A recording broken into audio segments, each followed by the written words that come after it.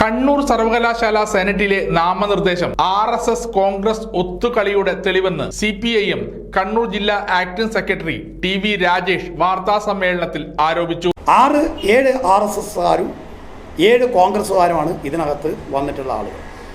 ഇപ്പോൾ RSSന്റെ പ്രമുഖരായ നേതാക്കന്മാർ ഇതിനകത്തുണ്ട്. ഇപ്പോൾ നമുക്കറിയാം, കേരളത്തിൽ ഉന്നത വിദ്യാഭ്യാസ മേഖലയെ കാവ്യവൽക്കരിക്കാനുള്ള നീക്കമാണ് നടന്നുകൊണ്ടിരിക്കുന്നത്. ഇപ്പോൾ കേരളത്തിലെ 10 VCമാരെ അയോഗ്യരാക്കിയിട്ട് ഗവർണർ പ്രഖ്യാപിച്ചിരിക്കുകയാണ്. യഥാർത്ഥത്തിൽ അഡ്മിനിസ്ട്രേഷൻ ലോയിൻ്റെ ബേസിക് പ്രിൻസിപ്പിൾ അനുസരിച്ച് അപ്പോയിൻമെൻറ്റ് അതോറിറ്റി എല്ലാ രേഖകളും പരിശോധിച്ചിട്ടാണ് അപ്പോയിൻറ്റ് ചെയ്തിരിക്കുന്നത്.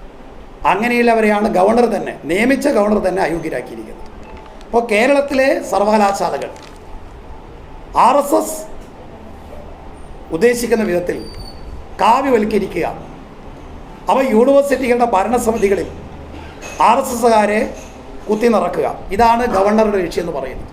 വിവിധ മേഖലകളിലെ പ്രഗത്ഭരെ ഉൾപ്പെടുത്തി വൈസ് ചാൻസലർ നൽകിയ പട്ടികയിലെ 2 പേരൊഴികെ മറ്റുള്ളവരെ തള്ളി ചാൻസലർ നിയമനം നൽകിയവരിൽ 7 കോൺഗ്രസുകാരും 6 RSSകാരുമാണ് ഉള്ളത്. സർവകലാശാലകളെ കാവ്യവൽക്കരിക്കാൻ പ്രവർത്തിക്കുന്ന ഗവർണർക്ക് DCC ജനറൽ സെക്രട്ടറി, കോൺഗ്രസ് അധ്യാപക സംഘടനാ നേതാവ്, KSU നേതാവ് തുടങ്ങിയവരുടെ ലിസ്റ്റ് എങ്ങനെ ലഭിച്ചു എന്ന് വ്യക്തമാക്കാൻ KPCC പ്രസിഡന്റ് K സുധാകരനും കോൺഗ്രസ് നേതൃത്വവും തയ്യാറാവണം പറയുന്നു. പ്രത്യേകിച്ച് ഇന്നത്തെ ഒരു സാഹചര്യത്തിൽ RSSന്റെ ഏജന്റായിട്ടാണ് ഗവർണർ പ്രവർത്തിക്കുന്നത്.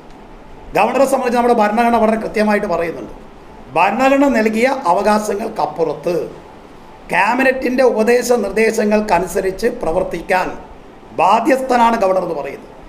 എന്നാൽ ഗവർണർ ഇന്ന് നമ്മുടെ കേരളത്തിൽ ക്യാബിനറ്റ് ഹെഡിനെ പോലെ പ്രവർത്തിക്കാനാണ് ശ്രമിച്ചുകൊണ്ടിരിക്കുന്നത്. സർവകലാശാല നൽകിയ പാനൽ അട്ടിമറിച്ച് ചാൻസലർ നിർദ്ദേശിച്ചവരുടെ യോഗ്യത കോൺഗ്രസ് BJP ബന്ധം മാത്രമാണെന്നും രാജേഷ് പറഞ്ഞു.